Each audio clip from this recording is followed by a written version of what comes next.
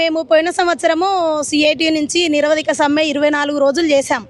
మా టెంట్ల దగ్గరికి మంత్రి సీతక్క కానీ సీఎం రేవంత్ రెడ్డి గారు కానీ మా దగ్గరకు వచ్చి మమ్మల్ని గెలిపించండి, మార్పు తీసుకురండి, తీసుకొస్తే మీకు కనీస వేతనం 18,000 చేస్తామన్నారు. మేము 26,000 కోరాం సార్, వాళ్ళు 18,000 చేస్తామన్నారు.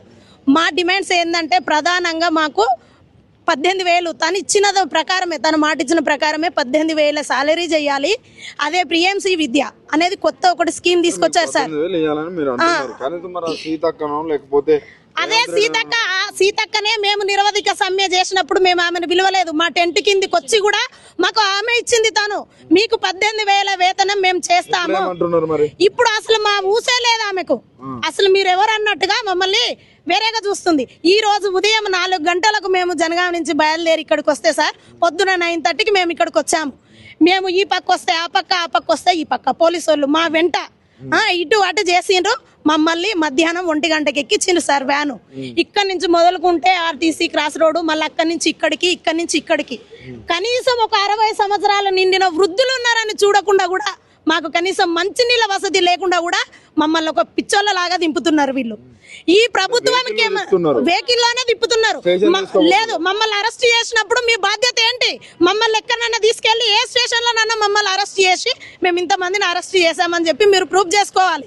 మమ్మల్ని అక్రమంగా నీళ్లు లేకుండా కనీసం వాష్రూమ్కి వెళ్లకుండా కూడా మమ్మల్ని వ్యాన్ లోనే నిర్బంధంగా బంధిస్తే డోర్లు తన్నుకొని మేము బయటకు వచ్చినాం. ఇప్పుడు ఇంత అక్రమంగా పోలీసులు మా మీద దౌర్జన్యం చేస్తున్నారు. ఏం చెప్తారు రేవంత్ రెడ్డికి?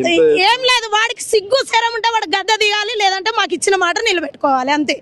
ఒక ఆడవాళ్ళ ఉసురు తలిగి నాశనం అయిపోతాడు, ఆ ఉసురు అయితే పోసుకుంటున్నారు.